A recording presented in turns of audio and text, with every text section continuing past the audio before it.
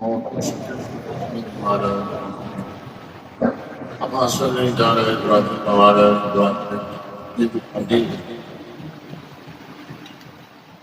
اللهم بارك على محمد وعلى آل محمد كما باركت على إبراهيم وعلى آل إبراهيم إنك حميد مجيد.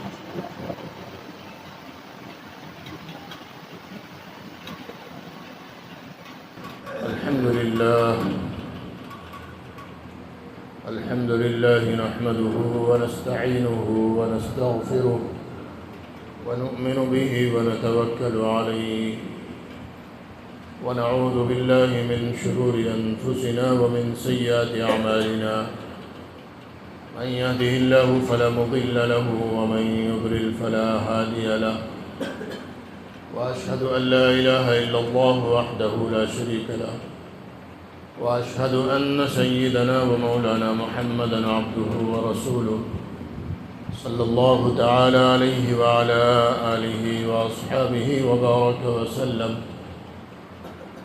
أما بعد فأعوذ بالله من الشيطان الرجيم. بسم الله الرحمن الرحيم.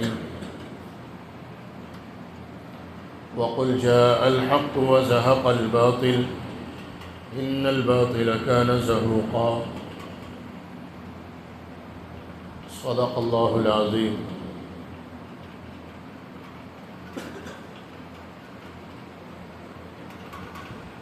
مکرم و محترم حضرات سامعین کرام،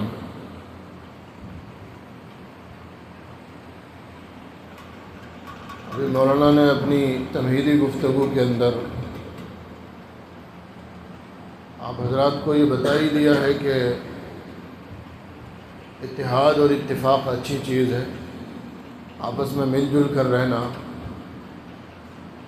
یہ بہت اچھی چیز ہے.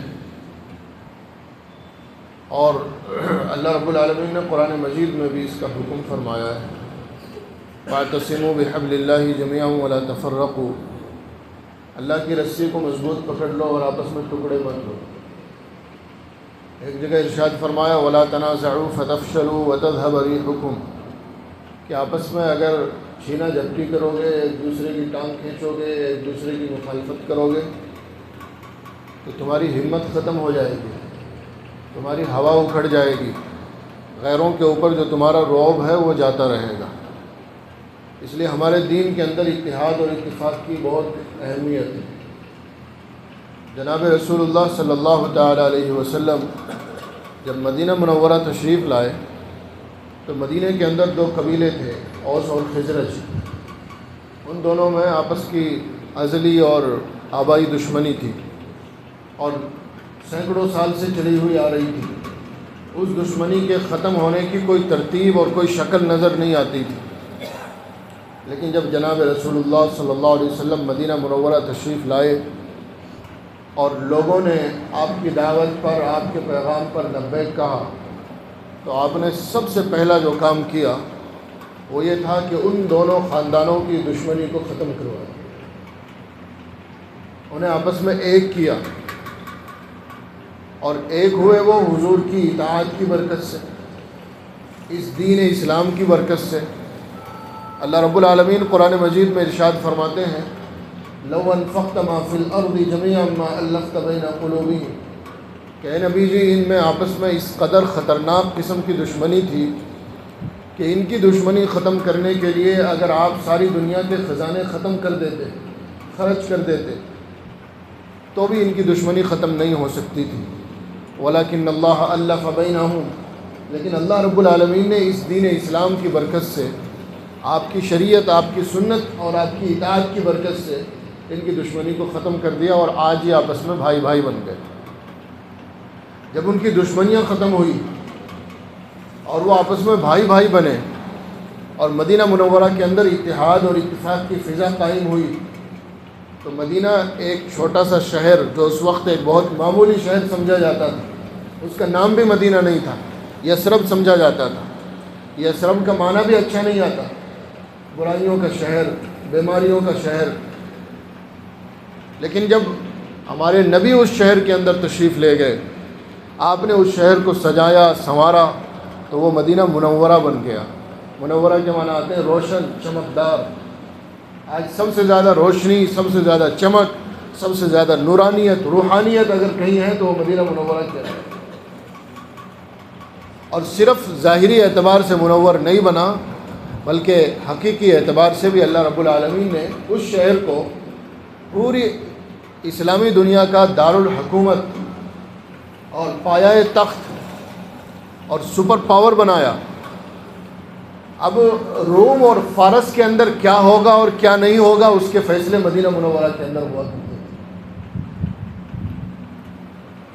اس وقت کی سپر پاور طاقتیں، روم کی طاقت اور فارس کی طاقت، انہیں گرانے کے فیصلے مدینہ منورہ کی مسجد نبوی کے اندر بیٹھ کے ہوتے تھے، کیونکہ مسلمانوں میں آپس میں اتحاد اور اتفاق پیدا ہو گیا تھا۔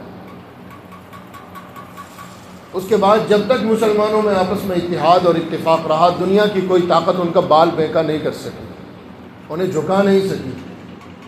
وہ جس سمت میں بھی نکل گئے اپنی فتح اور کامیابی کے جھنڈے گاڑتے ہوئے چلے گئے۔ مسلمان یہاں ہندوستان میں بھی آئے اور بہت بڑی لاکھوں کروڑوں کی فوج لے کر نہیں آئے، بہت معمولی سی تعداد میں آئے، لیکن اپنے دین کے ساتھ، اپنی شریعت کے ساتھ، اپنے نبی کی سنت کے ساتھ آئے۔ تو اللہ رب العالمین نے ان کے لیے راستے کھول دیے۔ اس ملک کے اوپر طاقت کے زور پر قبضہ کیا جاتا تو بہت مشکل تھا۔ اتنا بڑا ملک طاقت کے زور پہ قبضہ کرنا آسان ہے؟ بھائی امریکہ سپر پاور دنیا کا، اس نے سارے بم افغانستان پہ مار دیے طاقت کے زور پہ قبضہ کرنے کے لیے، لیکن نہیں کر سکا اور مجبور ہو کے ذلیل ہو کے بھاگنا پڑا۔ امریکہ کے بعد دوسرے نمبر کی سپر پاور روس، یوکرین ایک چھوٹے سے ملک سے لڑا ہوا ہے اور بھڑا ہوا ہے، لیکن آج تک نہ جیت سکا نہ قبضہ کر سکا۔ امریکہ کا ہی ایک دوسرا چہرہ اسرائیل، ایک غزہ والوں سے، حماس والوں سے بھڑا ہوا ہے۔ وہ نہتے لوگ ہیں، لاٹھی ڈنڈوں سے لڑنے والے، اور یہ ایٹم بم سے لڑنے والے ہیں، لیکن آج تک، ابھی تک نہ قبضہ کر سکا نہ انہیں ہرا سکا۔ ٹھیک ہے، ان کے اوپر ظلم کیا، تشدد کیا، ان کے گھر مسمار کر دیے، ان کے اوپر بم برسائے، لیکن اس کے باوجود بھی قبضہ نہیں کر سکا۔ تو کسی ملک کے اوپر قبضہ کرنا اتنا آسان کام نہیں ہوتا، یہ کوئی بچوں کا کھیل نہیں ہے۔ ہندوستان جیسے بڑے ملک کے اوپر اگر طاقت کے زور پہ مسلمان قبضہ کرنا چاہتے تو کبھی نہیں کر سکتے۔ اس کی سرحدیں کہاں سے کہاں تک ہیں، آج تو یہ ٹکڑوں میں بٹ گیا۔ اس ملک کے اوپر مسلمانوں کی جو حکومت قائم ہوئی وہ شریعت اور سنت کی برکت سے ہوئی۔ آج تاریخ کو مسخ کر کے پیش کیا جاتا ہے، ورنہ تاریخ میں لکھا ہے کہ جب پہلی مرتبہ سندھ کے راستے سے محمد بن قاسم ہندوستان میں آئے اور انہوں نے یہاں کی دھرتی کے اوپر قدم رکھا، ان کا مقصد تو وہاں کا جو راجہ داہر تھا، ظالم بدماش، اسے سبق سکھانا تھا۔ عوام سے لڑنا بھڑنا، عوام کے اوپر ظلم و تشدد ان کا کوئی مقصد نہیں تھا۔ لیکن جب انہوں نے اس بادشاہ کی حکومت ختم کی، اسے سبق سکھایا، تو پتہ چلا کہ عوام اس بادشاہ کے خلاف اٹھ کھڑے ہوئے محمد بن قاسم کے ساتھ۔ بھائی آپ لوگ کیوں اٹھے؟ آپ نے ہمارے مذہب کے ماننے والے، آپ اس کے خلاف، آپ کو تو اس کی طرف سے آنا چاہیے تھا۔ تو ان کا کہنا تھا کہ ہمیں دبا کر، کچل کر، زیادتیاں کر کے رکھا گیا، ہمیں حقوق نہیں دیے گئے، وہی ذات برادری کے نام پر۔ آج آپ لوگ آئے، ہمیں اس کے ظلم و ستم سے آزادی ملی، تو ہم اس کے ساتھ کیوں کھڑے ہیں؟ اسلام کی حسین تعلیمات انہوں نے دیکھی تو وہ مسلمانوں کے ساتھ ہو گئے۔ بلکہ لوگ کہتے ہیں کہ بادشاہوں نے اس ملک کے اندر اسلام پھیلایا، یہ بات بالکل غلط ہے۔ بادشاہوں نے تو حکومتیں لیں، وہ تو اپنی حکومتوں کے چکر میں آیا کرتے تھے۔ اس ملک کے اندر جو اسلام پھیلا، اس میں جو اسلام کی بنیاد رکھی گئی اور اس میں اسلام کی جو پرورش ہوئی، وہ بادشاہوں کے بلبوتے پر نہیں ہوئی ہے، بلکہ کچھ درویشوں کے بلبوتے پر ہوئی۔ بادشاہ تو بعد میں آئے، بادشاہوں سے پہلے عرب کے تجارتی لشکر آئے، تجارتی قافلے۔ ان کا مقصد نہ تو توپ اور بندوق لے کر آنا تھا، وہ تو اپنا سامان بیچنے کے لیے آیا کرتے تھے، یہاں سے سامان وہاں بیچا کرتے تھے، وہ سمندروں کے راستے آیا کرتے تھے۔ اس لیے ساحل کے علاقوں میں، کیرل، کالیکٹ وغیرہ کے جو تمل ناڈو کے علاقے ہیں، وہاں وہ لوگ آئے عرب سے۔ سمندر کے راستے سے۔ وہ لوگ اپنا کاروبار کرتے، اپنا ساز و سامان بیچتے، یہاں کا ساز و سامان وہاں لے جاتے۔ صرف ان کے چند مہینے یہاں رہنے کی وجہ سے ان کے اخلاق، ان کا کردار، ان کی ایمانداری، ان کی دیانتداری، ان کا مذہب دیکھ کر لوگوں نے اسلام قبول کر لیا اور ملک کے اندر اسلام پھیلنا شروع ہو گیا۔ اس کے بعد بہت سے اولیاء کرام، صوفیاء کرام آئے۔ ہمارے یہاں راجستھان میں خواجہ معین الدین چشتی اجمیری رحمۃ اللہ علیہ تشریف لائے۔ اسی طرح خواجہ نظام الدین اولیاء رحمۃ اللہ علیہ ملک کے مختلف علاقوں میں مختلف اولیاء کرام اور بزرگان دین مختلف علاقوں سے تشریف لائے۔ ان کے کردار کو دیکھ کر، ان کی اچھی تعلیمات کو دیکھ کر، ان کے حسن اخلاق کو دیکھ کر لوگ مسلمان ہوتے چلے گئے۔ بہت کوششیں کی اس وقت بھی روکنے کی۔ پرتھوی راج چوہان اس وقت اجمیر کا راجہ تھا۔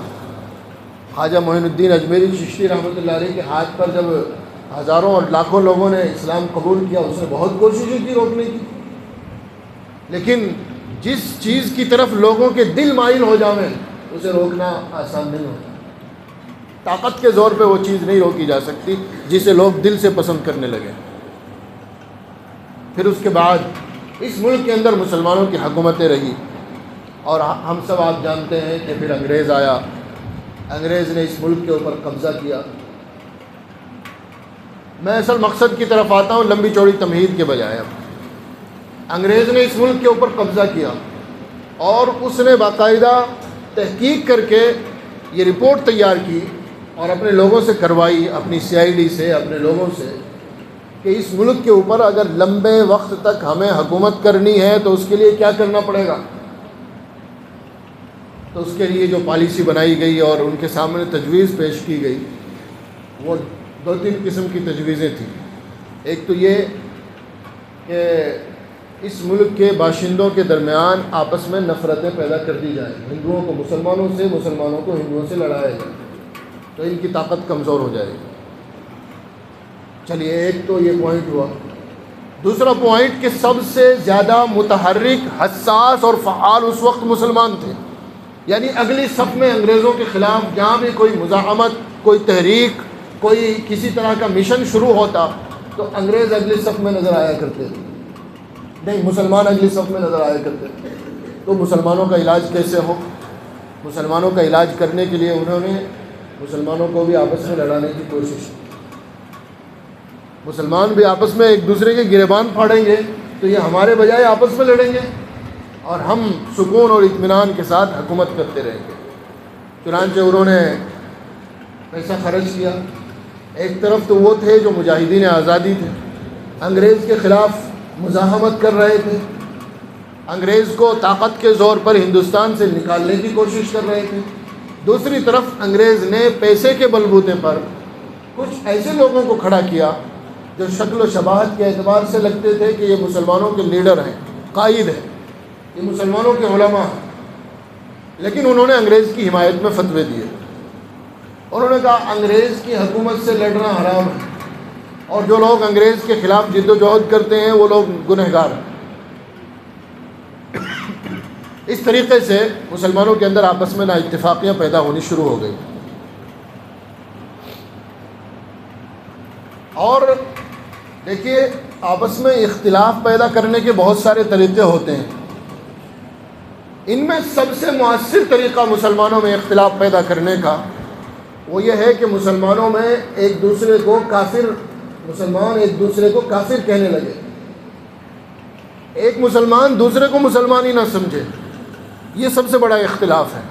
آپس کی گالی گلوچ کا اختلاف تو آج نہیں تو کل ختم ہو جائے گا، لیکن جب ایک مسلمان اپنے دوسرے مسلمان بھائی کو مسلمان ہی نہیں سمجھے گا، وہ اس سے سلام کلام کرنا ہی ٹھیک نہیں سمجھے گا، وہ اس سے شادی بیاہ کا رشتہ کرنا ہی جائز نہیں سمجھے گا، تو پھر اختلاف کہاں ختم ہوگا؟ یہ سب سے بڑا اختلاف ہے جو کفر اور اسلام کی بنیاد پر مسلمانوں میں پیدا کرنے کی کوشش کی گئی۔ ورنہ اختلاف ہوتے ہیں، چھوٹے موٹے اختلافات ہو جاتے ہیں، ہمارے آپس میں علماء میں اختلاف ہو جاتے ہیں کسی مسئلے کو لے کر، لیکن وہ اختلاف معمولی ہوتے ہیں۔ ان اختلافات کی بنیاد پر بڑے بڑے فتنے کھڑے نہیں ہوتے۔ سب سے بڑا اختلاف کفر و اسلام کا اختلاف ہے۔ تو اس ملک کے اندر یہ کفر و اسلام کا جو اختلاف شروع ہوا کہ ایک جماعت انگریزوں کے اشاروں پر ایسی کھڑی ہوئی جنہوں نے مسلمانوں کی ہی ایک دوسری جماعت کو کافر کہنا شروع کیا اور ان کے اوپر کفر کے فتوے لگائے۔ اب جب کفر کے فتوے لگائے جانے لگے تو ظاہر ہے اختلاف کتنا بڑا شروع ہوا ہوگا، اور کفر کے فتوے بھی کس انداز پہ کہ بھائی یہ علماء دیوبند اور علماء بریلی آپس میں ان کا مذہبی اور مسلکی اعتبار سے کوئی اختلاف نہیں تھا، یہ ایک ہی مذہب کو ماننے والے ہیں، سارے مسلمان ہیں، فقہ حنفی کو ماننے والے ہیں۔ دیوبندیوں کے مدرسے میں جو کتابیں پڑھائی جاتی ہیں ایک مولوی کو مولوی بنانے کے لیے، وہی سیم کتابیں بریلیوں کے مدرسے میں پڑھائی جاتی ہیں، سیم وہی 2 کتابیں، کوئی فرق نہیں ہے، وہی حدیث کی کتابیں، وہی فقہ کی کتابیں۔ ایک مفتی کو مفتی بنانے کے لیے جو کتابیں دیوبندیوں کے مدرسے میں پڑھائی جاتی ہیں وہی کتابیں بریلیوں کے مدرسے میں پڑھائی جاتی ہیں، سیم، کوئی اختلاف نہیں، کوئی فرق نہیں۔ مفتی لوگ جب فتوے لکھتے ہیں تو جن کتابوں کو دیکھ کر فتوے لکھتے ہیں وہی کتابیں بریلوی مفتی کے پاس ہیں، وہی کتابیں دیوبندی مفتی کے پاس، تو پھر اختلاف کہاں ہوا؟ نماز پڑھیں تو نماز کا جو طریقہ ان کا وہی طریقہ ان کا، روزے، زکوٰۃ، حج کا جو طریقہ ان کا وہی طریقہ ان کا، اختلاف کس چیز میں ہے؟ پھر اختلاف جو ہوا اصل بنیاد کہا گیا بھائی یہ نماز، روزہ، حج، زکوٰۃ اسے چھوڑو، یہ جو علماء دیوبند ہیں یہ مسلمان نہیں ہیں،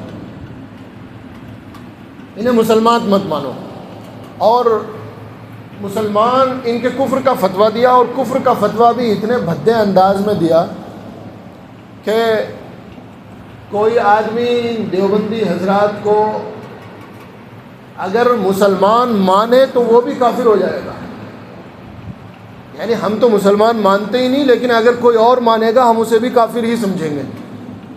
کفر کو تھوک کی بنیاد پر بانٹا گیا۔ کفر کا مسئلہ اتنا آسان ہے کہ جسے چاہیں اسے کافر کہہ دیں، کافر بنا دیں۔ ہمارے یہاں تو ہمارے جو بڑے ہمارے اکابرین اولیاء کرام اس ہندوستان میں آئے، انہوں نے کافروں کو مسلمان بنایا۔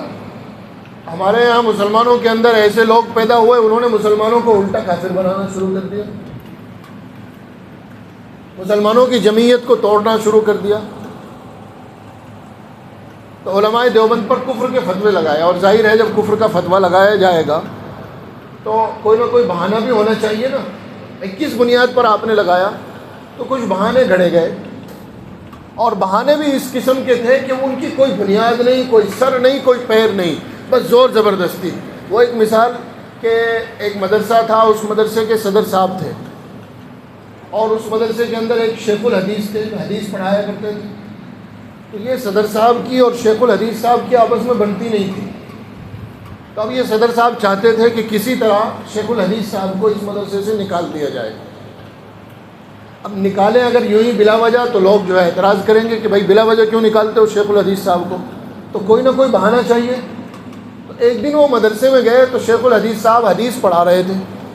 جب حدیث پڑھتے یا پڑھاتے ہیں تو اس میں آتا قال رسول اللہ صلی اللہ علیہ وسلم، قال رسول اللہ صلی اللہ علیہ وسلم۔ عربی زبان میں قال کا مطلب ہوتا ہے فرمایا، حضور نے یہ ارشاد فرمایا۔ حدیث جب پڑھتے ہیں سند کے ساتھ تو اس میں 2 بار قال آتا ہے، ایک بار تو صحابی کہتا ہے، دوسری بار حضور ارشاد فرماتے ہیں کہ حضور نے یہ ارشاد فرمایا۔ تو سند کے ساتھ جب حدیث پڑھی جاتی ہے تو اس میں کہا جاتا ہے قال رسول اللہ صلی اللہ تعالیٰ علیہ وسلم۔ تو یہ صدر صاحب گزرے وہاں سے، یہ جانتے تھے کہ حدیث پڑھی جا رہی ہے، لیکن لوگوں کو بیوقوف بنانے کا بہانہ ہاتھ آ گیا، اور جا کے لوگوں میں اعلان کر دیا کہ بھائی یہ جو ہمارے مدرسے میں شیخ الحدیث صاحب ہے نا، یہ آدمی صحیح نہیں ہے، یہ حضور کی شان میں گستاخی کرتا ہے، اس لیے ہم اسے مدرسے میں نہیں رکھیں گے، نکالیں گے۔ لوگوں نے کہا کہ بھائی کون سی گستاخی کی ہے اس نے، کہ آپ یہ بتاؤ ہمارے نبی کالے تھے یا گورے تھے؟ لوگوں نے کہا ہمارے نبی تو گورے تھے، آپ کا چہرہ مبارک تو پر نور تھا، کہ یہ شیخ الحدیث کہتا ہے ہمارے نبی کالے تھے، کہ ہم نے تو آج تک نہیں سنا، کہ چلو میں سناتا ہوں۔ اب وہ اندر درسگاہ میں بیٹھ کے حدیث کا درس دے رہے ہیں، یہ چند لوگوں کو لے گیا کہ دیکھو باہر کھڑے ہو کے سنو کھڑکی کے پاس، اگر آپ اندر جاؤ گے ہو سکتا ہے وہ کہنا بند کر دیں۔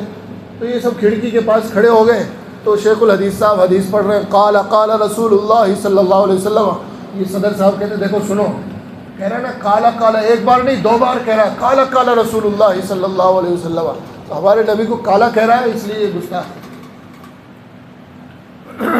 اب لوگ جو ہے انہیں بیچاروں کو علم نہیں تھا کالا کا مطلب کیا ہوتا ہے، انہوں نے اسے کالا ہی سمجھا کہ ہاں بھائی صدر صاحب کی بات بالکل ٹھیک ہے، ہمارے نبی کالے تو نہیں تھے، یہ 2 بار کالا کہہ رہا ہے ہمارے نبی، تو اس کے خلاف ماحول بنایا اور اسے جو ہے مدرسے سے چھٹی کر دی، اور الزام بھی لگایا کہ ہمارے نبی کو کالا کہتا ہے۔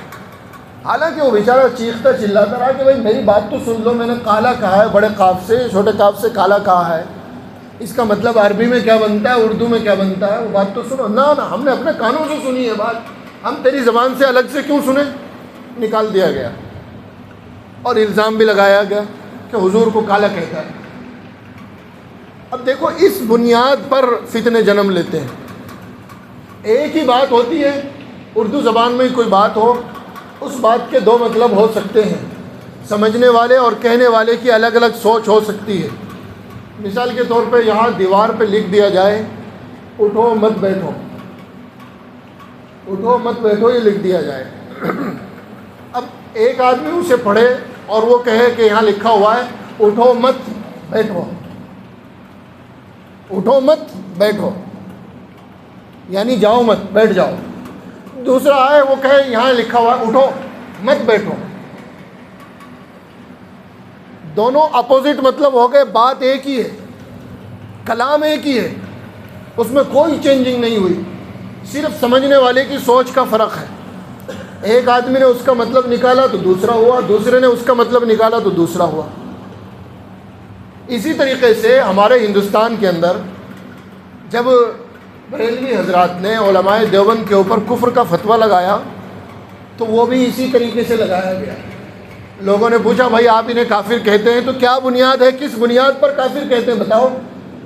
تو کچھ اردو کی کتابیں، چھوٹی چھوٹی کتابیں لا کر دکھائی کہ دیکھو ان کتابوں میں حضور کی شان میں گستاخی کی گئی ہے، حضور کو برا بھلا کہا گیا ہے۔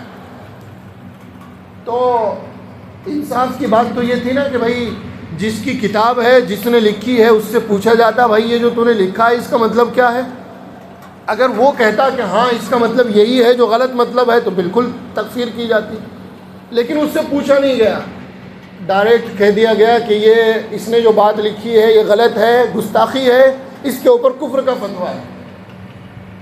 اب بعد میں جب یہ بات مشہور ہوئی تو جس آدمی کی بات تھی، جس کی کتاب تھی، اس کے پاس بات پہنچی، لوگوں نے پوچھا کہ حضرت آپ کے اوپر لوگ یہ الزام لگا رہے ہیں کہ آپ نے فلاں کتاب میں حضور کو گالی دی ہے، حضور کی شان میں گستاخی کی ہے، کیا یہ بات درست ہے؟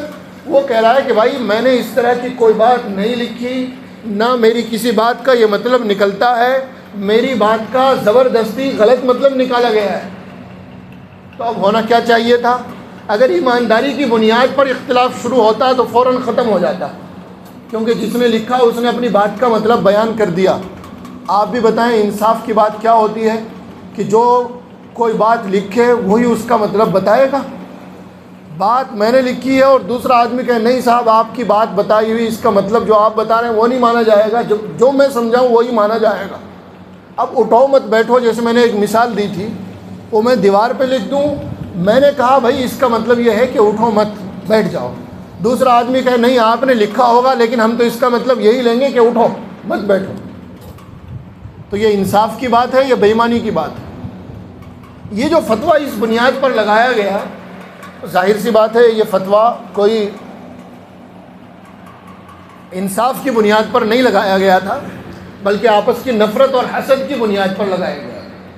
اور جب نفرت اور حسد کی بنیاد پر کوئی بات ہوتی ہے تو پھر وہاں کسی کی صفائی سے کوئی فرق نہیں پڑتا، آپ 1000 صفائی دیتے رہیں، آپ حضور کی کتنی شان بیان کرتے رہیں، آپ حضور کے شان میں کتنی قصیدے پڑھتے رہیں، آپ حضور کی کتنی تعریفیں کرتے رہیں، لیکن جس نے حسد اور عناد اور ضد کی بنیاد پر آپ کو گستاخ مانا وہ آپ کو گستاخ ہی کہے گا، وہ آپ کی بات سننے کے لیے تیار نہیں ہوگا۔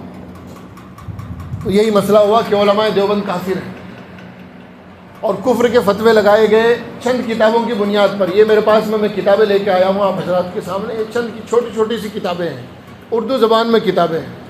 ان کتابوں کی بنیاد پر کفر کے فتوے لگائے گئے۔ اب مثال کے طور پہ یہ حضرت مولانا اشرف علی تھانوی رحمۃ اللہ علیہ کی کتاب ہے حفظ الایمان.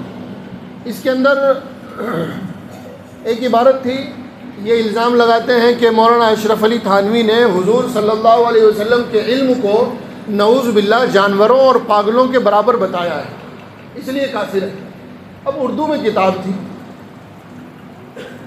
مولانا اشرف علی تھانوی رحمۃ اللہ علیہ زندہ تھے، ان سے بھی پوچھا جا سکتا تھا کہ آپ نے جو لکھا اس کا مطلب کیا ہے، لیکن ان سے پوچھے بغیر فتویٰ لگا دیا گیا کہ آپ کی بات کا مطلب یہی ہے کہ نعوذ باللہ حضور کا علم جانوروں اور پاگلوں کے برابر ہے. حالانکہ ان کی بات کا مطلب جو تھا وہ صرف یہ تھا کہ بھائی حضور پاک صلی اللہ تعالیٰ علیہ وسلم کو عالم الغیب نہیں کہنا چاہیے. انہوں نے اس پہ کچھ دلائل دیے تھے، ان دلائل کی بنیاد پر بعض عبارتیں آگے پیچھے سے کاٹ چھانٹ کر توڑ مروڑ کر پیش کی گئی اور ان سے غلط مطلب نکال لیا گیا کہ نعوذ باللہ حضور کا علم جانوروں اور پاگلوں کے برابر ہے. کسی نے حضرت مولانا اشرف علی تھانوی رحمۃ اللہ علیہ کو خط لکھا کہ حضرت آپ نے اپنی کتاب میں ایسا لکھا ہے کہ نعوذ باللہ حضور کا علم جانوروں اور پاگلوں کے برابر ہے، آپ نے ایسا لکھا ہے کہیں، یا آپ کی کسی بات کا یہ مطلب ہے؟ تو مولانا اشرف علی تھانوی رحمۃ اللہ علیہ نے خط کے جواب میں لکھا، یہ خط دیکھو اسی کتاب میں آخر میں چھپا ہوا ہے، مولانا اشرف علی تھانوی کا خط. وہ لکھتے ہیں کہ میں نے یہ خبیث مضمون کسی کتاب میں نہیں لکھا جو بیان کیا جا رہا ہے میری طرف منسوب کر کے، اور لکھنا تو دور، میرے دل میں بھی اس مضمون کا کبھی خطرہ نہیں گزرا، یعنی اس طرح کی گندی بات کبھی میرے دل میں بھی نہیں آئی. اور آگے لکھا میری کسی عبارت سے یہ مضمون لازم بھی نہیں آتا. آگے لکھا جب میں اس مضمون کو خبیث سمجھتا ہوں اور میرے دل میں بھی کبھی اس کا خطرہ نہیں گزرا تو میری مراد کیسے ہو سکتا ہے یہ مضمون. آگے لکھا جو شخص ایسا اعتقاد رکھے یا بلا اعتقاد صراحتاً یا اشارتاً یہ بات کہے اس شخص کو خارج از اسلام سمجھتا ہوں.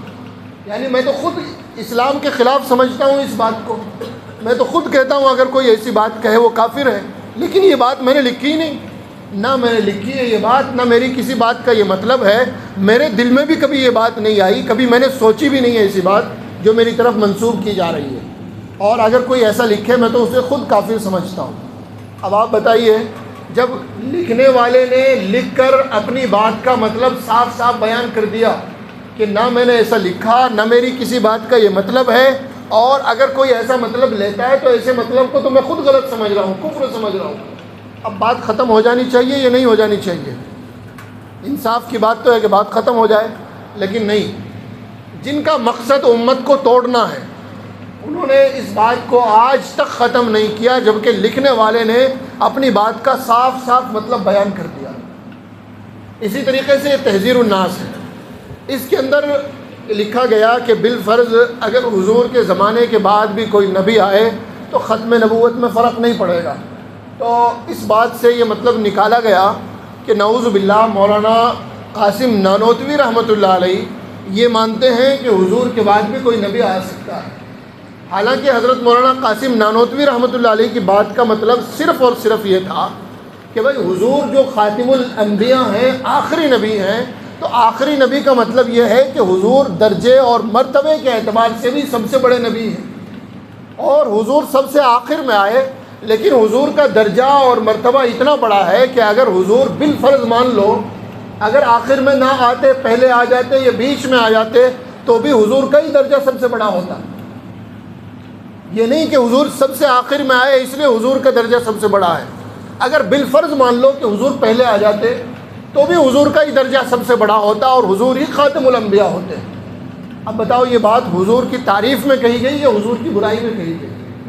لیکن زبردستی الزام لگایا گیا کہ مولانا قاسم نانوتوی نے حضور کو آخری نبی ماننے سے انکار کر دیا ہے، جبکہ اسی کتاب کے اندر خود مولانا قاسم نانوتوی رحمۃ اللہ علیہ نے کئی جگہ لکھا ہے آگے کہ میں حضرت محمد رسول اللہ صلی اللہ علیہ وسلم کو آخری نبی مانتا ہوں، زمانی اعتبار سے بھی مکانی اعتبار سے بھی، کہ آخری نبی ہیں، آپ کے بعد کوئی نبی نہیں آئے گا.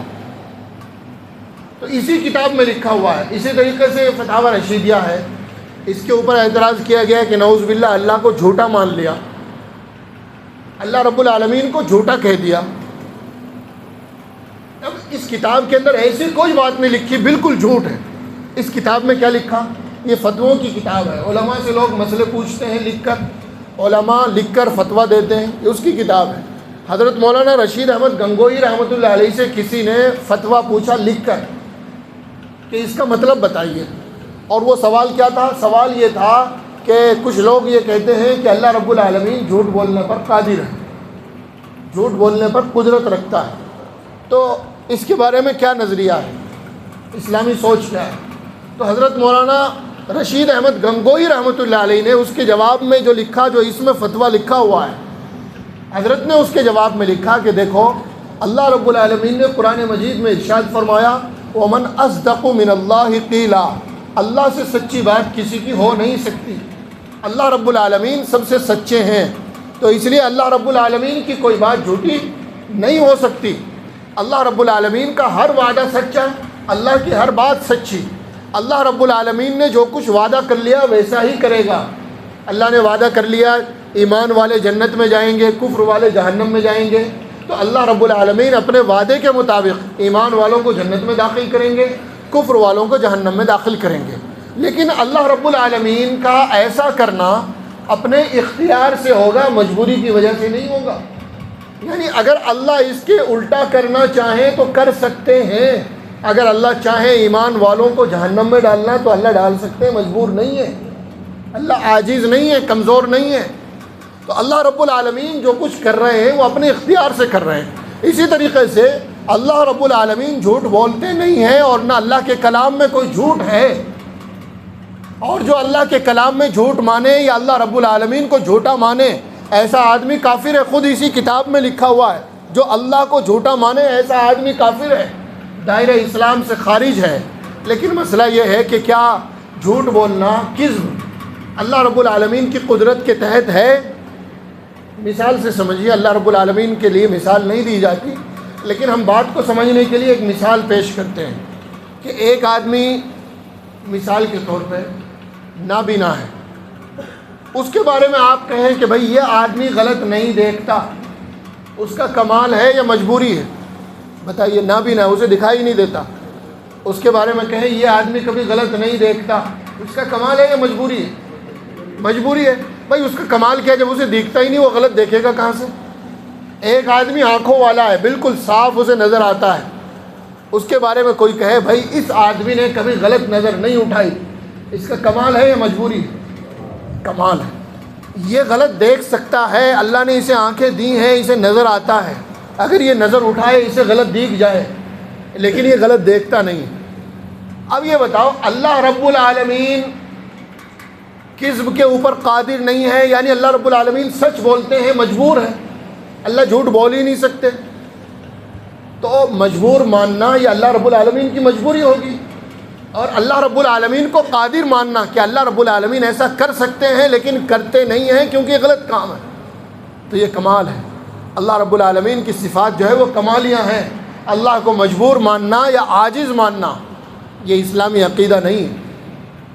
لا يعجزه شيء، اللہ رب العالمین کو کوئی چیز عاجز اور مجبور نہیں کر سکتی۔ اب اسی بات کو کہ اللہ رب العالمین کو کی طاقت اور قدرت میں کذب کا امکان مان لیا، اسی بات کو لے کر بونڈر کھڑا کر دیا کہ دیکھو انہوں نے تو اللہ رب العالمین کو جھوٹا کہہ دیا، حالانکہ بالکل غلط بات ہے، جھوٹا الزام ہے۔ اس کتاب میں خود لکھا ہے جو اللہ کو جھوٹا کہے وہ خود کافر ہے۔ اور اسی طریقے سے اور بھی بعض کتابوں کے اوپر اس طرح کی تہمتیں اور الزامات لگائے گئے کہ یہ حضرات اللہ کی شان میں گستاخی کرتے ہیں، پیغمبر کی شان میں گستاخی کرتے ہیں، لیکن یہ سب باتیں فضول، بالکل سراسر ہم انہیں مانتے ہی نہیں ہیں۔ آپ ہمارے اوپر الزام لگا رہے ہیں یا اللہ کو گالی دیتے ہیں، ہم نے آج تک نہیں مانا، ہم تو خود کہتے ہیں اللہ کو گالی دینے والا کافر ہوتا ہے، آپ ہمارے اوپر الزام لگا رہے ہیں حضور کی شان میں گستاخی کرتے ہیں، ہم مانتے ہی نہیں، ہم تو کہتے ہیں حضور کی شان چھوڑے، حضور کے ایک بال مبارک کی گستاخی کرنے والا، بلکہ حضور کے جوتوں کی گستاخی کرنے والا، حضور کے چپلوں کی گستاخی کرنے والا، حضور کی سواری کا بے ادبی کے ساتھ تذکرہ کرنے والا، یہاں تک کہ ہمارے علماء نے یہ بات لکھی ہے کہ حضور اکرم صلی اللہ تعالی علیہ وسلم کے استنجے کا اور آپ کے بول و براز کا بدتمیزی اور بے ادبی کے ساتھ تذکرہ کرنے والا بھی مسلمان نہیں ہو سکتا۔ آپ ہمارے اوپر الزام لگا رہے ہیں کہ ہم حضور کی شان میں گستاخی کرتے ہیں، جھوٹا الزام ہے، سراسر فراڈ ہے۔ الحمدللہ اللہ کا لاکھ لاکھ شکر احسان ہے کہ جناب رسول اللہ صلی اللہ تعالیٰ علیہ وسلم کی حدیثوں کی، آپ کی سنت کی، آپ کی شریعت کی سب سے زیادہ خدمت علماء دیوبند نے کی۔ اگر ہم حضور کے دشمن ہوتے نعوذ باللہ، ہم حضور کو نہیں مانتے، ہم حضور کی حدیثیں پڑھتے کیوں؟ ہم حضور کے اوپر درود پڑھتے کیوں؟ ہمارے علماء درود شریف پڑھنے کے اوپر کتابیں لکھ رہے ہیں، موٹی موٹی ضخیم کتابیں، کہ بھئی حضور کے اوپر ایک مرتبہ درود پڑھیں گے اللہ رب العالمین 10 رحمتیں نازل فرمائیں گے، 10 غلطیوں کو اللہ معاف فرمائیں گے، 10 درجات بلند کریں گے۔ ہمارے علماء اپنے لوگوں کو تلقین کرتے ہیں کہ روزانہ صبح شام 100 مرتبہ درود پڑھو حضور کے نام پر۔ حضور سے محبت نہیں رکھتے، بلا وجہ حضور کے نام پر درود پڑھ رہے ہیں۔ حضور سے محبت نہیں رکھتے، بلا وجہ حضور کی سنت مسواک اپنی جیب میں لیے پھر رہے ہیں۔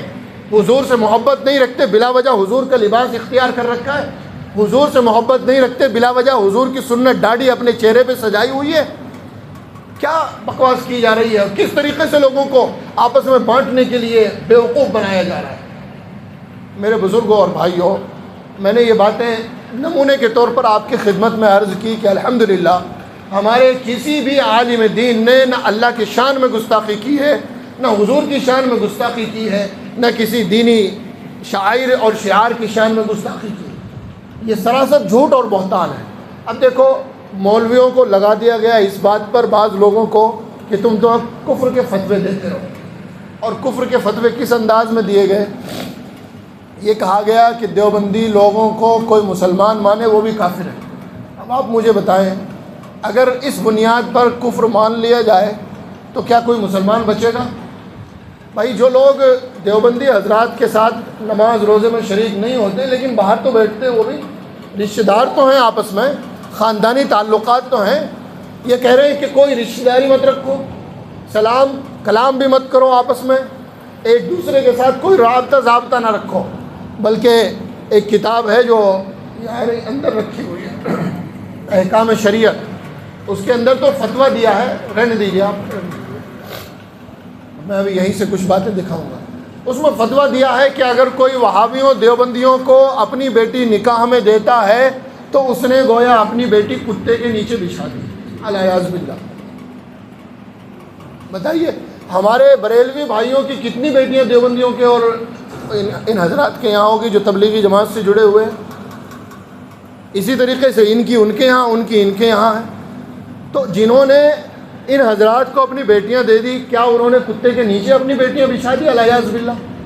اس طرح کے الفاظ امت کو توڑنے کے لیے، امت میں تفرقہ پیدا کرنے کے لیے، ان کا کسی طرح کا احترام نہیں، اکرام نہیں۔ اور پھر اس سے آگے میرے بزرگوں اور بھائیوں، جب انہیں کفر کے اوپر جرأت ہوئی، یعنی پہلے تو انہیں جری بنایا گیا اس بنیاد پر کہ یہ علماء دیوبند کو کافر کہیں، اور صرف علماء دیوبند کو نہیں، جتنی بھی تحریکیں انگریز کے خلاف ہندوستان میں اٹھی ساری تحریکوں کو کافر کہا گیا۔ ایک کتاب ہے تجانب اہل السنہ بریلوی حضرات کی، اس کتاب کے اندر ان تمام تحریکوں کے اوپر کفر کا فتویٰ لگایا گیا جن تحریکوں کے لوگوں نے انگریز کے خلاف کسی بھی طرح کا کوئی کام کیا تھا۔ اب مثال کے طور پر فتویٰ لگایا گیا، تشریف رکھیں بھائی، بیٹھیں، توجہ رکھیں، بات توجہ سے سنیں، میں بہت مختصر بات کروں گا انشاءاللہ، آپ توجہ سے سنیں بات۔ اب یہ فتویٰ لگایا گیا کہ جو بھی انگریز کے خلاف کھڑا ہوا اس کے اوپر کفر کا فتویٰ، تجانب اہل السنہ کے اندر۔ اب یہ کہا گیا کہ جو بھی اس وقت مسلم لیگ پارٹی تھی ایک، ہندوستان کی آزادی سے پہلے، تو کہا کہ جو بھی مسلم لیگ میں شریک ہوا وہ بھی کافر۔ اب کتنے لوگ اس میں مسلمان شریک تھے؟ سب کافر۔ دوسری پارٹی کانگریس تھی جو آج بھی ہے ہندوستان میں، کانگریس میں شامل ہونے والے بھی سب کافر۔ اور اسی طریقے سے تحریک خلافت اس وقت اٹھی تھی، تحریک خلافت، کہ ترکیوں کی جو خلافت، اس تحریک کے اندر مسلمانوں کے بڑے بڑے لیڈر، انگریزوں کے خلاف وہ تحریک اٹھی تھی، تو اس تحریک کے چلانے والے اور اس کے لیڈر اور قائدین وہ بھی سب کافر۔ علامہ اقبال، ڈاکٹر اقبال، جن کی یہ نظم سارے جہاں سے اچھا، ان کے اوپر بھی کفر کا فتویٰ۔ اور اسی طریقے سے یہاں تک کہا گیا کہ جو لوگ ہندوستان اور پاکستان کا میچ دیکھیں وہ بھی کافر. کوئی مسلمان بچے گا؟ اس طریقے سے تھوک کی بنیاد پر جب تکفیر کی جائے گی تو کوئی مسلمان بچے گا؟ ظاہر سے کفر اتنا سستا اور اتنا آسان سمجھ لیا کہ ذرا سی معمولی باتوں کے اوپر کفر، ایک دوسرے کے اوپر کفر کا فتویٰ لگایا جائے. جب کفر کے فتوے لگانے کے اندر ان لوگوں کو جری کر دیا گیا کہ بھائی کفر کا فتویٰ لگاؤ، بغیر کسی وجہ کے لگاؤ، تو اب ہوا یہ اتنے جری ہو گئے یہ بیچارے کہ پہلے تو علماء دیوبند کی تکفیر کرتے تھے، بعد میں آپس میں ہی ایک دوسرے کے اوپر کفر کے فتوے لگانے لگے. اب ان حضرات میں بریلوی جماعت کے علماء میں آپس میں جب اختلاف ہوتا ہے کسی بنیاد کو لے کر، کسی بات کو لے کر، تو اس بات میں بھی آپس میں ایک دوسرے کے اوپر کفر کے فتوے لگا دیتے ہیں. مثال کے طور پر میں یہ کتابیں لے کے آیا ہوں آپ کے یہاں. یہ کتاب دیکھیے، ابلیس کا رقص، بریلی سے چھپی ہے، بریلی شریف جو بریلوی حضرات کا مرکز ہے وہاں سے چھپی ہے. ان کی ایک جماعت ہے، آپ جانتے ہوں گے، دعوت اسلامی والے جو پہلے ہاری پگڑی باندھتے تھے، جانتے ہیں آپ حضرات، قافلے وغیرہ نکالتے ہیں وہ لوگ، بریلویوں کی جماعت ہے، انہی کے علماء چلاتے ہیں. لیکن ان کا آپس میں کسی بات کو لے کر اختلاف ہوا تو یہ پوری کتاب اپنی اسی جماعت کے رد میں لکھی، اور اس کتاب کے اندر فتویٰ دیا کہ اس جماعت کے جو لیڈر ہیں نا الیاس قادری صاحب کافر ہیں اور اللہ اور اس کے رسول کے گستاخ ہیں، اور جب تک یہ دوبارہ توبہ نہ کر لیں اور نکاح نہ کر لیں دوبارہ، ان کا نکاح بھی ٹوٹ گیا، ان کا اسلام بھی ٹوٹ گیا، جب تک یہ دوبارہ نکاح نہ کر لیں اور دوبارہ توبہ نہ کر لیں اس وقت تک انہیں مسلمان نہ سمجھا جاوے اور ان سے کوئی تعلق نہ رکھا جاوے. مولوی فتویٰ دینے والے بریلی کے فتویٰ کس کے اوپر دے رہے ہیں؟ اپنی جماعت کے اوپر.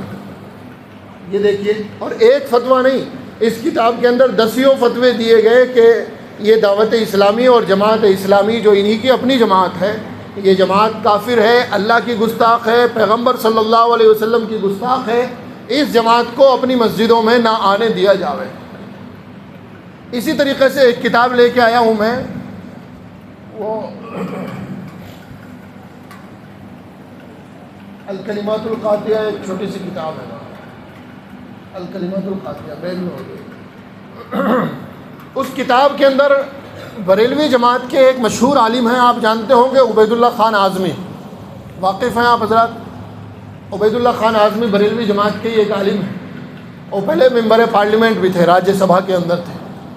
انہوں نے کہیں کوئی تقریر کی، غیر مسلموں کے مجمع میں کوئی تقریر کی، اس تقریر کے اوپر بریلی کے علماء نے کفر کا فتویٰ دیا.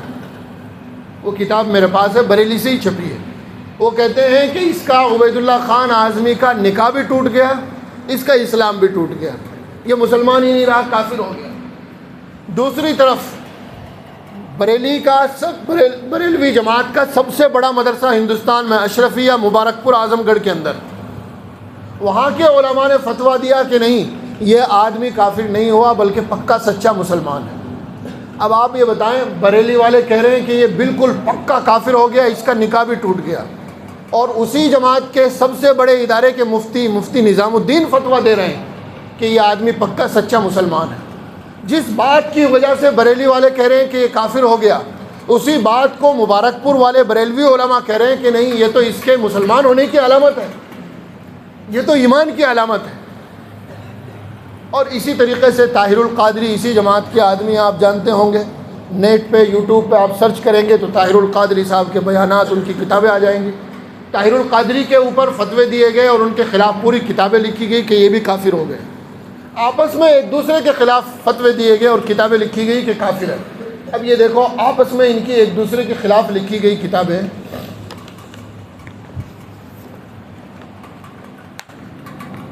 یہ میں فتوے لے کے آیا ہوں، میرے پاس اوریجنل فتوے ہیں.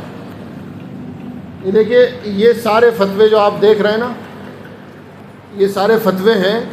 اگر آپ حضرات ان کی فوٹو لینا چاہیں یا الگ سے لینا چاہیں تو بھی لے سکتے ہیں.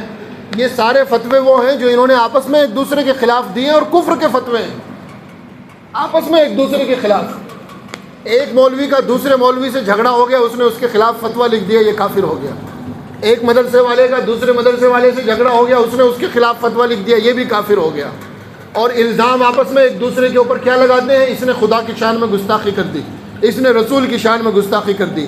تو جو جماعت آپس میں ہی ایک دوسرے کے خلاف فتوے بازی کرتی ہو، جس کا مشغلہ صبح شام ایک دوسرے کے اوپر کفر کے فتوے لگانا ہو، ایک دوسرے کو خدا اور رسول کا گستاخ بتانا ہو، وہ جماعت اگر علماء دیوبند کو، تبلیغی جماعت والوں کو کافر کہے تو اس کے فتووں کا کیا اعتبار؟ اگر اعتبار کرتے ہیں آپ تو ان فتووں کا بھی اعتبار کریں، یہ بھی آپ ہی کے جماعت کے فتوے ہیں، آپ ہی کے مدرسوں سے جاری ہوئے ہیں۔ ان فتووں کو اگر آپ مانیں گے تو بریلوی جماعت کے آدھے سے زیادہ مولوی کافر ملیں گے۔ اگر آپ ان فتووں کو مانیں گے، بریلویوں کے فتوے آپس میں ایک دوسرے کے خلاف، تو اگر وہاں آپ ایک دوسرے کے فتوے نہیں مانتے، ایک دوسرے کے خلاف کہتے ہیں کہ یہ تو ویسے ہی فتوے دے دیے آپس کی لڑائی میں، تو یہاں علماء دیوبند کے خلاف بریلی کے فتووں کو کیوں مانتے ہیں؟ اگر مانیں تو وہاں بھی مانیں، اور نہ مانیں تو یہاں بھی نہ مانیں۔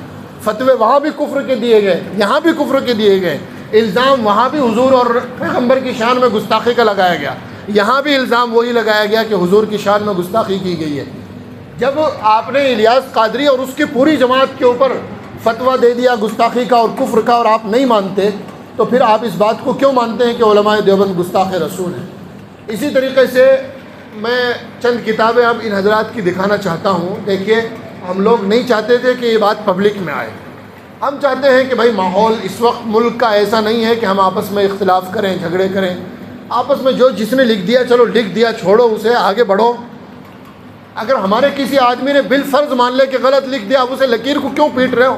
یا تمہارے آدمی نے لکھ دیا چلو چھوڑو، ہم بھی درگزر کرتے ہیں، آگے بڑھو، ملی مسائل کے لیے آپس میں مل جل کر کام کرو، ایک دوسرے کا احترام کرو۔ لیکن کہتے ہیں نہیں ہم تو نہیں چھوڑنے والے۔ تو اگر نہیں چھوڑنے والے تو پھر آپ کے راز بھی باہر آئیں گے۔ یہ کتاب ہے، یہ ایک فتویٰ ہے پورا جو الگ سے چھپوایا گیا ہے، یہ چھپا ہے مطبوعہ مطبع اہل سنت و جماعت، واقع آستانہ عالیہ رضویہ بریلی شریف۔ یہ فتویٰ ہے پورا۔ یہ فتویٰ کس بنیاد پر چھپوایا گیا؟ یہ کہتے ہیں کہ سعودی عرب کے جو لوگ ہیں نا، سعودی عرب کی جو حکومت ہے، وہ سب اللہ اور اس کے رسول کے گستاخ ہیں، اس لیے جب تک وہاں آل سعود کی حکومت ہے تب تک مسلمانوں کو چاہیے کہ حج نہ کریں، مسلمانوں کے اوپر حج فرض نہیں ہے۔ آپ مانتے ہیں اس فتوے کو؟ کوئی مانتا ہے مسلمان؟ بریلوی جماعت میں ہی بتا دو کوئی مانتا ہو تو۔ سارے بریلوی جماعت کے لوگ عمرہ کرنے بھی جاتے ہیں، حج کرنے بھی جاتے ہیں۔ یہ کہتے ہیں ان کی مسجد کو ہم مسجد ہی نہیں مانتے۔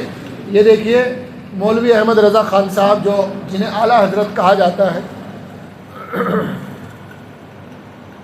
انہوں نے لکھا ہے کہ اپنی اس کتاب کے اندر کہ وہابیوں کی جو مسجد ہوتی ہے اسے مسجد بھی مت مانو، اسے مسجد بھی مت مانو، وہ مسجد نہیں ہے، وہ تو ایسا ہے جیسے ان کا گھر ہو۔ اب آپ یہ بتائیے، حرم شریف جو اس وقت ہے، مکہ مکرمہ اور مدینہ منورہ، کس نے بنایا ہوا ہے؟ وہاں کی حکومت نے بنایا ہے۔ وہ پہلے کا جو پرانی جو عمارت تھی وہ تو بہت چھوٹی ہو گئی، باقی کی جو پوری مسجد نبوی کی عمارت ہے اور مسجد حرام کی عمارت ہے وہ اسی حکومت نے تو بنائی ہے جو ابھی حکومت ہے، اور اس حکومت کو کہتے ہیں کہ یہ وہابیوں کی حکومت ہے، یہ آل سعود کی حکومت ہے، یہ گستاخ اور کافر ہے۔ اور کافر کی بنائی ہوئی، وہابیوں کی بنائی ہوئی مسجد مسجد نہیں ہے تو وہ حرم شریف حرم ہے؟ جب وہابیوں کی بنائی ہوئی مسجد مسجد نہیں ہے تو حرم شریف حرم ہے؟ بریلویوں کے اگر آپ فتووں کو مانیں گے تو نعوذ باللہ آپ کو مسجد نبوی اور مسجد حرام سے بھی پلہ جھاڑنا پڑے گا اگر آپ ان کے فتووں کو مانتے ہیں تو۔ اور اسی طریقے سے میں کچھ حوالہ جات آپ کی خدمت میں عرض کیے دیتا ہوں۔ یہ دیکھیے، یہ پوری ایک کتاب ہے، دعوت اسلامی کے رد میں لکھی ہے علامہ عبدالستار حمدانی رضوی نوری، یہ گجرات کے ہیں، بہت بڑے بریلویوں کے عالم ہیں، علامہ عبدالستار حمدانی۔ آپ نیٹ پہ سرچ کریں گے تو بھی ان کا نام اور ان کی تقریریں وغیرہ آئیں گی۔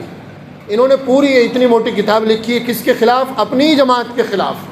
اور اس کتاب کے اندر ایسی ایسی باتیں لکھی ہیں اپنی جماعت کے خلاف کہ اللہ کے بھی گستاخ، حضور کے بھی گستاخ، اور اسلامی شاعر کے بھی گستاخ، علماء کے بھی گستاخ، اور نعوذ باللہ وہابیوں سے بھی آگے بڑھے ہوئے ہیں۔ یہ دیکھو، جھوٹے خواب بیان کرنے میں الیاس وہابیوں سے بھی آگے بڑھ گئے، ہم لوگوں سے بھی آگے، اپنے ہی لوگوں کے خلاف لکھ رہے ہیں، ایک دوسرے کے خلاف۔ تو میرے بزرگوں اور بھائیوں، ان حضرات کا تو آپس میں بھی ایک دوسرے کے خلاف فتوے دینے کا مزاج بن چکا ہے، عادت بن چکی ہے۔ اگر آپ ان کے فتووں کو مانیں گے تو نعوذ باللہ آپ حج کرنے بھی نہیں جا سکتے، آپ عمرہ کرنے بھی نہیں جا سکتے۔ یہ دیکھیے، میں ایک حوالہ صرف آپ کو دکھا رہا ہوں، یہ کتاب ہے حدائق بخشش۔ حدائق بخشش مولوی احمد رضا خان صاحب کی کتاب ہے، جنہیں اعلیٰ حضرت کہا جاتا ہے۔ ان کی کتاب ہے تیسرا حصہ صوم۔ اس کتاب کے اندر کتنی خطرناک گستاخی کی گئی ہے ام المومنین حضرت عائشہ صدیقہ رضی اللہ تعالیٰ عنہ کے بارے میں۔ حضرت عائشہ رضی اللہ تعالیٰ عنہ کو آپ جانتے ہیں، ہمارے نبی صلی اللہ تعالیٰ علیہ وسلم کی سب سے چہیتی اور لاڈلی بیوی ام المومنین حضرت عائشہ رضی اللہ تعالیٰ عنہ۔ ان کے بارے میں انہوں نے کچھ اشعار کہے ہیں، شعر۔ وہ شعر کیا ہیں؟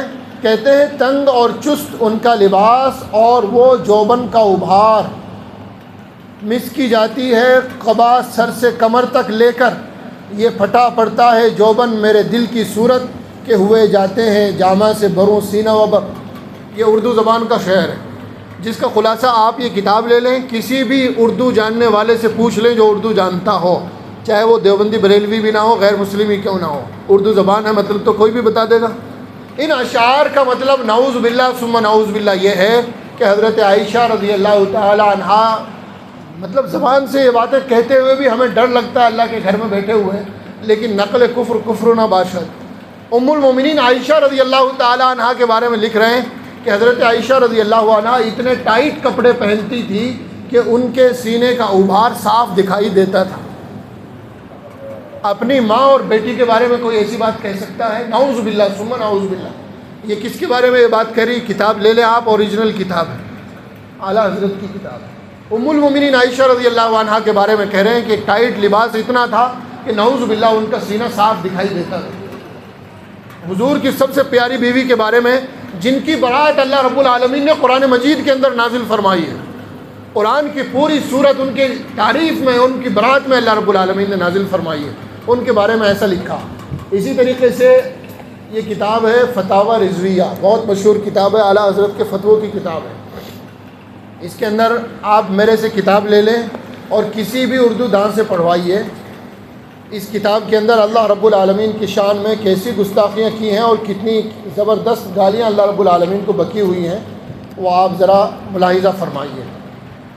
ہم لوگوں کو کہتے ہیں کہ یہ وہابی ہیں، اور کہتے ہیں کہ وہابی جو ہوتے ہیں، وہابی ایسے خدا کو مانتے ہیں جو خدا جھوٹ بول سکتا ہے، جو خدا بہک سکتا ہے، بھول سکتا ہے، سو سکتا ہے، اونگ سکتا ہے، غافل ہو سکتا ہے، ظالم ہو سکتا ہے، مر سکتا ہے، کھا سکتا ہے، پی سکتا ہے، پیشاب کر سکتا ہے، پاخانہ کر سکتا ہے، ناچ سکتا ہے، تھرک سکتا ہے، نٹ کی طرح جوا کھیل سکتا ہے، عورتوں کی طرح جمع کر سکتا ہے، اور لواطت جیسی خبیث بے حیائی کا مرتکب ہو سکتا ہے۔ لواطت کہتے ہیں مرد کا مرد کے ساتھ بدفعلی کرنا۔ یہ کہتے ہیں وہابیوں کا جو خدا ہے بھائی، ہمیں گالی دے لیتے ہیں، ہمیں گالی دیتے، آج تک دے ہی رہے ہیں آپ۔ اللہ رب العالمین کو گالی کیوں دی ہے؟ ہمارے خدا کو، ہم کون سے خدا کو مانتے ہیں؟ ابھی ہم نے نماز پڑھی ہے، کس خدا کے لیے نماز پڑھی ہے بتاؤ آپ؟ ابھی ہم نے سجدہ کس خدا کو کیا ہے؟ ابھی ہم نے کس خدا کی حمد و ثنا بیان کی ہے؟ نماز کی نیت باندھ کر سبحانک اللہم و بحمدک، کس خدا کا نام لیا ہے؟ ہمارے خدا کے بارے میں کہہ رہے ہیں کہ ان کا خدا تو ایسا ہے کہ وہ پیشاب بھی کر سکتا ہے، پخانہ بھی کر سکتا ہے، ناچ بھی سکتا ہے، عورتوں سے جمع یعنی صحبت بھی کر سکتا ہے، لواطت جیسی خبیث بے حیائی کا مرتکب، یہاں تک کہ مخنث کی طرح ہی، مخنث کہتے ہیں ہجڑے کو، مخنث کی طرح خود مفعول بھی بن سکتا ہے۔ اللہ رب العالمین کی شان میں یہ باتیں کہی گئی۔ تو مجھے یہ بتائیے، کیا یہ اردو کی کتاب ہے؟ ہماری کتابیں یہ رکھی ہے، ہماری کتابوں کو تو زور زبردستی مطلب بیان کیا گیا، ہمارے علماء چیخ چیخ کر کہہ رہے ہیں ہم نے ایسی باتیں نہ لکھی نہ سوچی، ایسی باتوں کو ہم خود کفر کہتے ہیں، لیکن ہم نے یہ باتیں چھپا کر اس لیے رکھی کہ بھئی آپس میں نا اتفاقی نہ ہو۔ چلو جس نے جو لکھا لکھ کے چلا گیا دنیا سے، اب اس کی لکیر ہم پیٹیں تو امت کے اندر اختلاف ہی ہوگا۔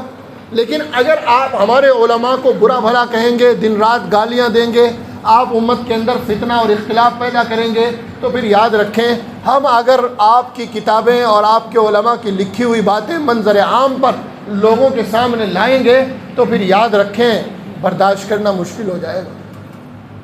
میرے بزرگوں اور بھائیوں، ہم تو اسی لیے کہتے ہیں کہ خدا کے لیے اختلافات کو ختم کریں. ہم آج بھی تیار ہیں اس کے لیے. آپ ملی مسائل کے اندر ایک پلیٹ فارم پر آ جاؤ. ٹھیک ہے، جن باتوں میں اختلاف ہے آپ کا ہمارا، جن مسئلوں میں اختلاف ہے، آپ اپنی مسجدوں میں اپنے وہ اعمال کرتے رہو. ہم اپنی مسجدوں میں اپنے اعمال کر رہے ہیں. آپ ہمیں نہ چھیڑیں، ہم آپ کو نہیں چھیڑتے. آپ اپنی دعوت چلاتے رہیں، اپنے لوگوں کو اپنی بات سمجھائیں، ہم اپنے لوگوں کو اپنی بات سمجھائیں. جسے جس کی بات اچھی لگے گی لوگ قبول کریں گے. اللہ نے سب کو عقل اور شعور عطا فرمایا ہے. لیکن آپس میں نفرتیں پیدا کرنا، مسلمانوں کے خلاف لڑانا، ایک دوسرے کا دشمن بنانا، ایک دوسرے کو سلام کلام کرنے سے، آپس میں رشتہ داریاں کرنے سے روکنا، میرے بزرگوں اور بھائیوں، یہ بہت بڑی شرارت اور بدمعاشی ہے جو آج کے دور میں مسلمانوں کے لیے بالکل بھی خیر خواہی کی بات نہیں ہو سکتی. آج کے دور میں مسلمانوں کو ایک پلیٹ فارم پہ لایا جاوے، ان کے وجود کا مسئلہ ہے. دشمن مسلمانوں کو مٹانے کی سازشیں کر رہا ہے. وہ دیوبندی اور بریلوی اور اہل حدیث کے اعتبار سے نہیں، وہ تو ہمیں صرف کلمہ پڑھنے کے اعتبار سے کہ یہ مسلمان ہیں، انہیں مٹا دیا جائے، انہیں ختم کر دیا جائے. اور ہم آپس میں ایک دوسرے کے اوپر کفر کے فتوے لگا کر، ایک دوسرے کو گستاخ قرار دے کر آپس میں ہی ایک دوسرے کو مٹانا چاہ رہے ہیں، آپس میں ہی ایک دوسرے کو ذلیل اور رسوا کرنا چاہ رہے ہیں، آپس میں ہی ایک دوسرے کو ختم کرنا چاہ رہے ہیں. اس لیے میرے بزرگوں اور بھائیوں، ہم لوگوں کو بچنا چاہیے ان چیزوں سے. میں آخری حوالہ پیش کر کے اپنی بات کو مکمل کر رہا ہوں. یہ دیکھیے، یہ کتاب احکام شریعت، اس کتاب کے اندر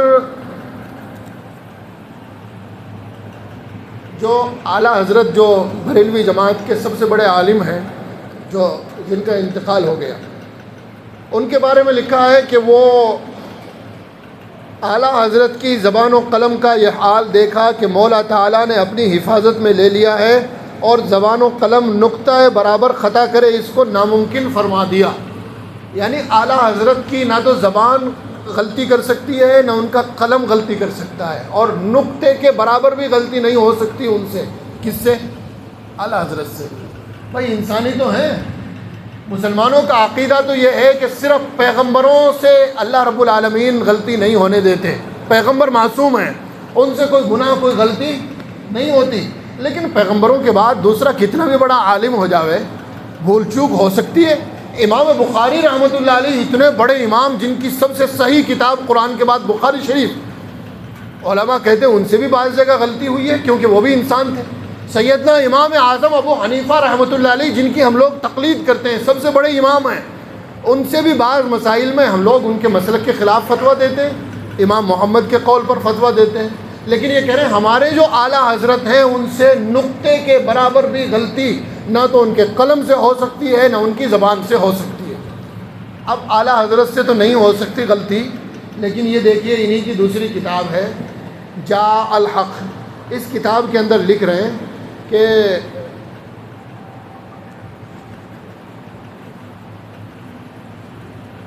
اس کتاب کے اندر لکھ رہے ہیں کہ پیغمبر نبی جو ہوتے ہیں، وہ جو معصوم ہوتے ہیں نا، نبیوں کے بارے میں جو لکھا گیا کہ نبی معصوم ہے، تو نبیوں کے معصوم ہونے کا مطلب یہ ہے کہ وہ نبوت سے پہلے معصوم ہوتے ہیں، نبوت کے بعد معصوم ہوتے ہیں.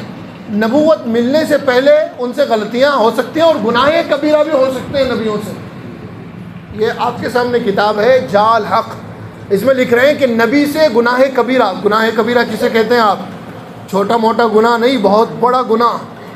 گناہ کبیرہ کے اندر کیا آتا ہے؟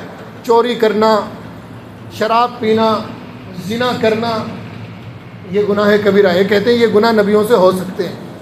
اور اپنے اعلیٰ حضرت کے بارے میں کہتے ہیں نقطے کے برابر بھی غلطی نہیں ہو سکتی. اب اپنے اعلیٰ حضرت کو نبیوں سے بھی اونچا کر دیا. لوگوں سے کہہ رہے ہیں اعلیٰ حضرت نے جو فتویٰ دے دیا ہے اس فتوے کو مانو، بس اس کے اوپر سوال مت کرو. اعلیٰ حضرت نے فتویٰ دے دیا کہ دیوبندی کافر ہے، اب سوال مت کرو کیوں کافر ہے، بس مان لو. ہم کہتے ہیں کہ بھائی اس بندے سے غلطی ہو گئی، اب وہ غلطی اس سے جان بوجھ کر ہوئی، اس نے دشمنی میں کی، اس نے بیوقوفی کی، جہالت کی، حماقت کی، جو بھی کچھ کی، اس کے اوپر چھوڑو اس کے فتوے کو، لات مارو اور آؤ مل جل کر رہیں. کفر کے فتوے کو چھوڑو. ہمیں بھی ہزار اختلاف ہیں بریلوی علماء سے، بریلوی جماعت سے، لیکن ہمارے علماء نے ان ہزار اختلاف کے باوجود بھی کبھی بھی بریلوی جماعت کے کفر کا فتویٰ نہیں دیا. ہمارے لوگ کبھی نہیں کہتے کہ بریلوی کافر ہیں، ہم آج بھی نہیں کہتے. آج آپ کے یہاں بھی ہم کہہ کے جا رہے ہیں کہ ہم بریلویوں کو کافر نہیں کہتے.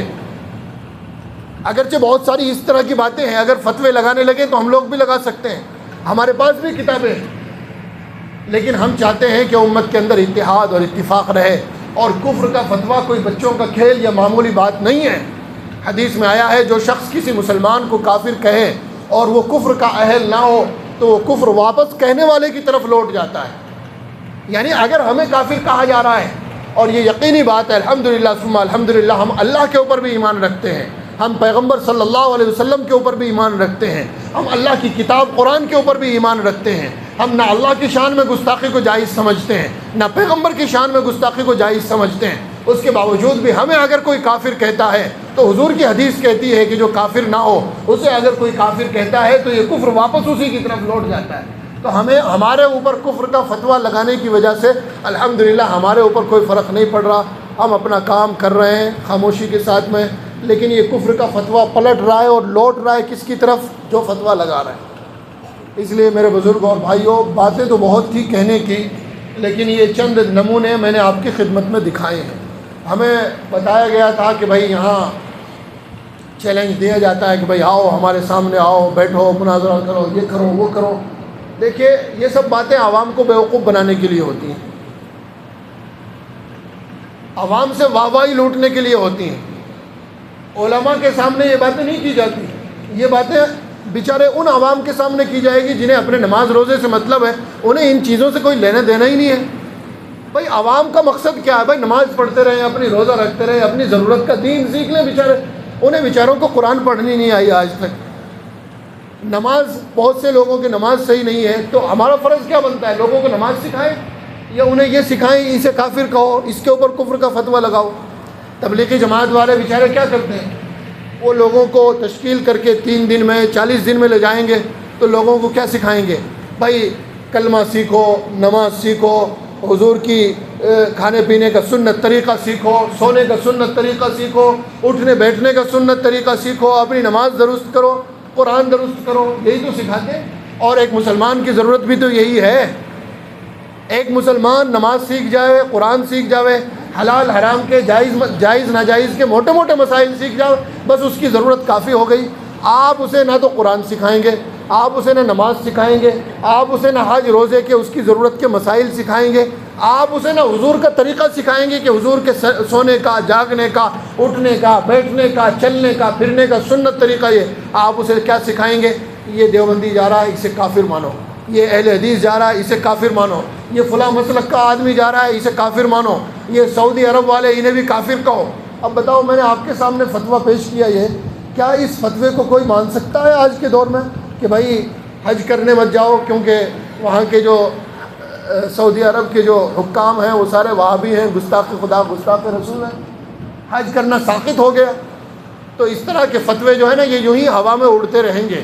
جس طریقے سے یہ اتنے سارے فتوے میں نے آپ کی خدمت میں پیش کیے جو بریلوی علماء کے آپس میں ایک دوسرے کے خلاف لگائے گئے، لیکن اس کے باوجود بھی بریلوی لوگ انہیں نہیں مانتے. ان فتووں کو وہ اپنے علماء کے اوپر اعتبار کرتے ہیں، وہ دعوت اسلامی سے جڑے ہوئے ہیں، اس میں لگ کر کام کر رہے ہیں. تو ہم کہتے ہیں جس طریقے سے آپ لوگوں نے یہ آپس میں ایک دوسرے کے خلاف لگائے ہوئے فتوے اڑا دیے، پھینک دیے، اسی طریقے سے اگر امت کا بھلا چاہتے ہو، وہ فتوے جو مولوی احمد رضا خان صاحب نے علماء دیوبند پہ لگائے انہیں بھی ہوا میں اڑا دو، پھینک دو انہیں بھی کہیں. امت کے اندر اتحاد اور اتفاق پیدا ہو جاوے گا، امت کا بھلا ہو جاوے گا. اور اگر انہی باتوں کو پکڑے بیٹھے رہیں گے تو یہ امت آپس میں ایک دوسرے کا سر پھوڑتی رہے گی. اس اختلاف کی وجہ سے کچھ مولویوں کی روزی روٹی تو چلتی رہے گی، لیکن امت بھاڑ میں چلی جائے گی، امت برباد ہو جاوے گی. کچھ مولویوں کی روزی روٹی چلتی ہے ان فتووں سے. وہ جانتے ہیں اگر امت کو صحیح راستے پر لگا دیا گیا، اگر امت میں ایکتا، اتحاد اور اتفاق ہو گیا تو پھر ہمیں کون بلائے گا؟ ہمیں کون نذرانے دے گا؟ ہمیں کون لفافوں میں موٹے موٹے ہدیے دے گا؟ ہمیں اسی نام پہ تو بلایا جاتا ہے کہ ہم زبردست تقریر کریں دیوبندیوں کے خلاف، تو لوگ خوش ہو کے جو ہے ہمیں موٹا لفافہ دیں. اگر ہم لوگوں کو قرآن اور نماز سکھانے لگے تو کون آئے گا؟ اب تبلیغی جماعت والے بیچارے مسجد میں اعلان کرتے ہیں کہ بھائی رکو، تھوڑی دیر بات چیت ہوگی، تو لوگ رکتے نہیں ہیں، کیونکہ اچھی بات بہت مشکل سے سمجھ میں آتی ہے، سارے لوگ چلے جاتے ہیں، وہ بیچارے گھر گھر جا کے بلانے جاتے ہیں لوگوں کو، انہیں کوئی نہ ہدیہ دیتا ہے، نہ کوئی نذرانہ دیتا ہے، نہ کوئی لفافہ دیتا ہے کوئی تبلیغی جماعت والوں کو، لیکن وہ اللہ کے لیے کام کر رہے ہیں۔ تو اس لیے ان کی محنت کی وجہ سے لوگ کلمے اور نماز پر آ رہے ہیں۔ اور یہ جو حضرات تقریریں کرتے ہیں، اختلافی تقریریں، آپ حضرات انہیں موٹے موٹے ہدیے اور نذرانے دینا چھوڑ دو، اس کے بعد دیکھو ان کے مزاج، اس کے بعد دیکھو آپ حضرات ان کی تقریریں۔ تو اس لیے میرے بھائیوں، میرے بزرگوں، یہ تو صرف پیٹ پالنے کا کام ہے۔ میں آپ کے گاؤں میں آج آیا ہوں، مجھے بلایا گیا، آپ حضرات سے میں یہی پیغام دے کے جا رہا ہوں کہ دیکھو، اتحاد اور اتفاق کے ساتھ رہنا ہے، آپس میں ایک دوسرے کا احترام کرو۔ یہ جو بریلوی عوام ہے بیچارے، یہ ہمارے بھائی ہیں، ان کی عزت کریں، ہم ان کا احترام کریں۔ انہوں نے نہ کتابیں دیکھی ہیں نہ پڑھی ہیں، انہیں تو دھوکہ دیا گیا ہے، ورغلایا گیا ہے، انہیں بیچاروں کو انہیں جھوٹ بتایا گیا ہے۔ ان کے سامنے سچ آئے گا تو یہ بھی سچ کو ہی قبول کریں گے، انہیں بیچاروں کو سچ نہیں بتایا گیا۔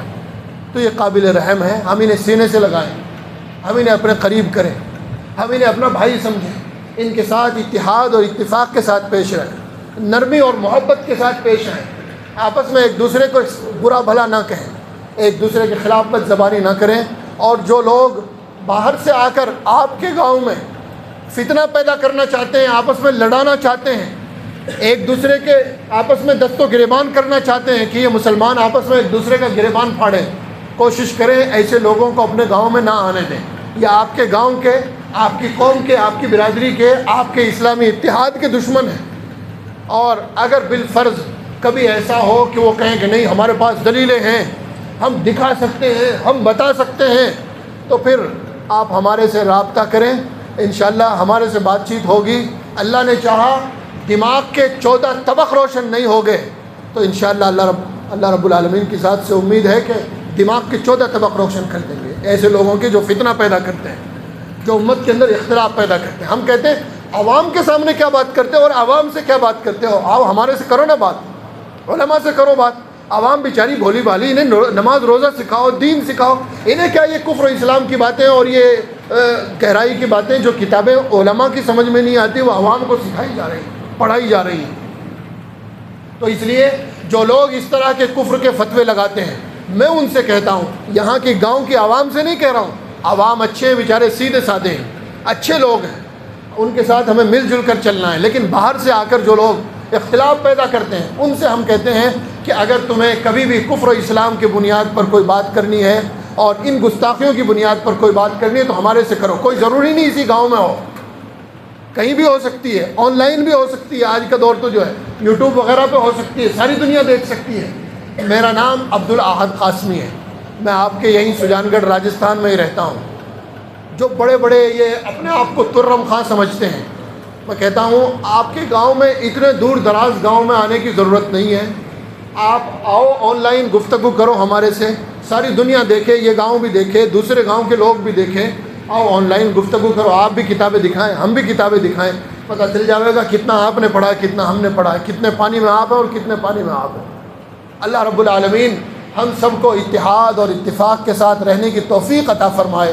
اللہ رب العالمین ہمارے اس گاؤں کے اندر بھی اتحاد اور اتفاق پیدا فرمائے، اختلاف کو ختم فرمائے، نفرتوں کو ختم فرمائے، اور آپس میں ہم سب کو مل جل کر، آپس میں ایک دوسرے کو بھائی سمجھ کر، ایک دوسرے کا احترام اور عزت کرتے ہوئے اللہ رب العالمین ہمیں اس گاؤں کے اندر اور بلکہ پورے ملک کے اندر اور پورے عالم اسلام میں اللہ ہمیں رہنے کی توفیق عطا فرمائے۔ وآخر دعوانا ان الحمد للہ رب العالمین۔